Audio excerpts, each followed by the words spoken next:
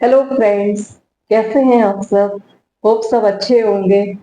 तो मैं आज आपके लिए एक स्टोरी लेके आई हूँ और इस स्टोरी को सुनिएगा और इस पर गौर कीजिएगा। और अगर कुछ अच्छा लगे तो इसे फॉलो करिएगा और साथ में मुझे भी लाइक कर दीजिएगा। चलिए सुनते हैं। सुबह कुछ टक टक की आवाज आ रही थी और दरवाजा खोलकर देखा तो कोई दिखाई नहीं दिया। तो फिर से आवाज की दिशा में थोड़ा गौर किया तो खिड़की पर एक पक्षी दिखाई दिया जो अपनी चोंच से खिड़की पे टक टक कर रहा था। और उससे मेरी आँख खुल गई। और तो मैंने पूछा कि क्या बात है। तो वो बोला क्या किराए पर घर मिलेगा कोई पेड़ या घोंसला बनाने के लिए। तो मैंने कहा तुम्हें क्यों किराए पे घर चाहिए। तो उसने कहा कि अकेला तो मैं कहीं भी रह लेता परंतु घर चाहिए अपने चूजों के लिए।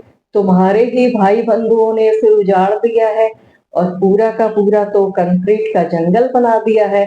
हमारे लिए तो कहीं बसेरा ही नहीं छोड़ा, बेघर तो कर ही दिया है। तो और हमें तो दाने पानी के लिए भी तरसा दिया है और पुण्य कमाने के लिए छत पर थोड़ा दाना और पानी रख देते हैं। लेकिन हमसे ढके कहाँ, छत भी तो चाहिए ना। यह तो कोई सोचता ही नहीं है। पेट तो भरना ही है, भीख ही सही थोड़ा खा पी लेते हैं। थोड़ा बच्चों के लिए भी ले जाते हैं। और भले ही सिर पे छत ना हो लेकिन भूख तो लगती है ना। तो कभी कभी मैं सोचता हूँ कि मैं आत्महत्या कर लूं, बिजली के तारों पर बैठ जाऊं या अपना सर पटक दूं इस मोबाइल के ऊंचे टावर पर। जैसे सरकार सबको मकान देती है वैसे ही और फांसी लगाने वाले इंसान को वैसे ही मिल जाएगा कोई पेड़ मेरे चूजों को घोंसलों के लिए। सुनकर मैं तो सन्न, इतना कुछ तो सोचा भी ना था कि जंगल काट कर घर उजाड़ दिए। इन बेचारों के लिए तो कुछ सोचा ही नहीं।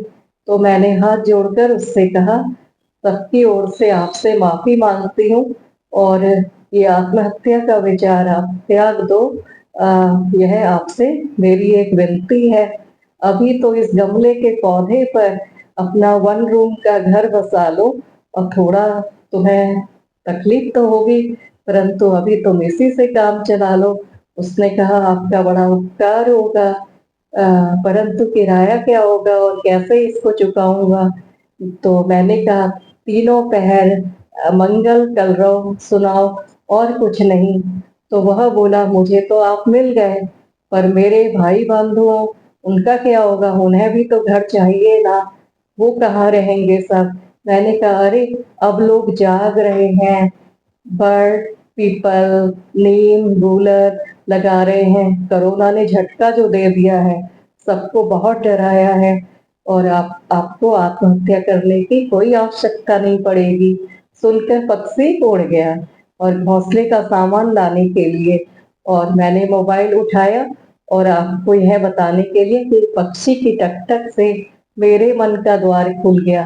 आप भी एक पेड़ तो लगाओगे अपने लिए या अपनों के लिए कहीं सार्वजनिक स्थानों पर या फिर आंगन में या फिर किसी गमले में या फिर किसी के दिल में ही सही। तो फ्रेंड कैसी लगी स्टोरी? होप आपको पसंद आई होगी। तो फॉलो करिएगा और पेड़ लगाने के बारे में भी सोचिएगा। Thank you so much.